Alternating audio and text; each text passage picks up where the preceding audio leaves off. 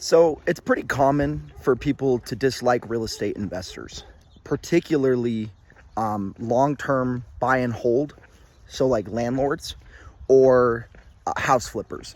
In today's video, I wanted to discuss house flippers because they're the ones that I feel most people get very angry at. And here's why I think that house flipping is actually a good thing and not a bad thing, because a lot of people think that house flipping is a corrupt, exploitative endeavor. I don't see it that way, and here's why.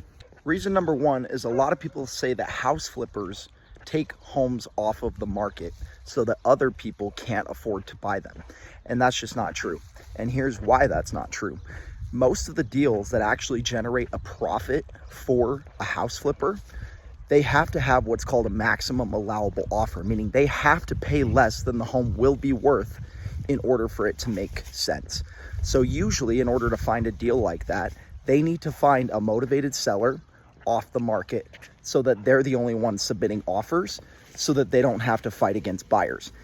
For that reason, you could tell if that's the case, Penny, come on. If that's the case, then they simply cannot take homes off of the market, because instead they have to generate deals through finding deals that are not on the market and offering below the market value.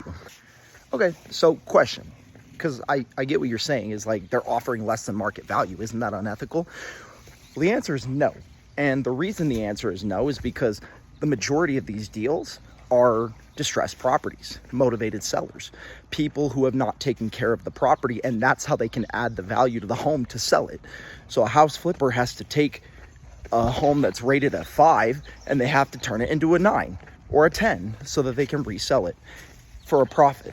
So you can't claim it's unethical when they're taking a dilapidated, disgusting, painfully looking property, something that needs to be fixed, and they're putting it back on the market. So in fact, they're not taking away inventory in most cases from people who already listed their home. They're not taking away inventory. They're actually putting inventory, meaning new houses, back on the market, allowing more people to have properties that otherwise would not have been, they wouldn't have had the opportunity to buy because they wouldn't have been livable.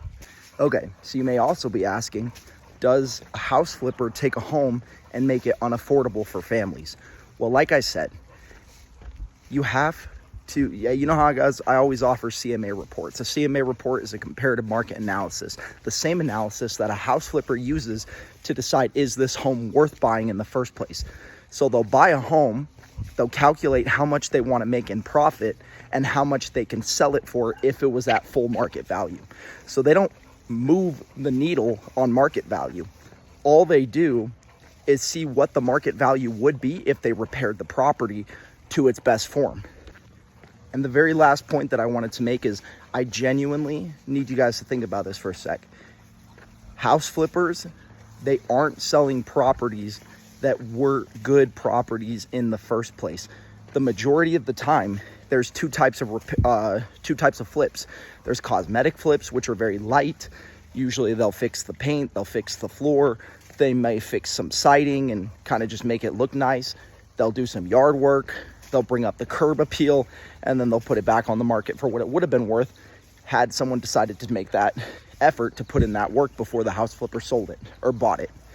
So the fact of the matter is, if you're buying a home, usually most people aren't looking for dilapidated, decrepit places that have been beaten down, worn down, that have bad flooring, that have mold and rotted out stuff, and maybe meth was in it, and all the crazy things that house flippers deal with. So in the end, that home, in order for it to be a turnkey property that the average buyer is looking for, where they don't have to put in a lot of work, because the majority of people go around and they're like, oh, I don't like this house, it's got bad pipes, I don't like this house, it's got this. That's what house flippers make sure no longer is a factor in the sale of a home, because they fix all of that.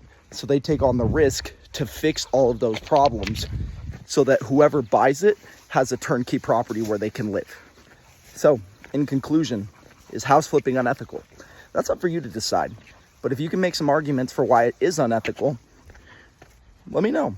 because I don't think it is.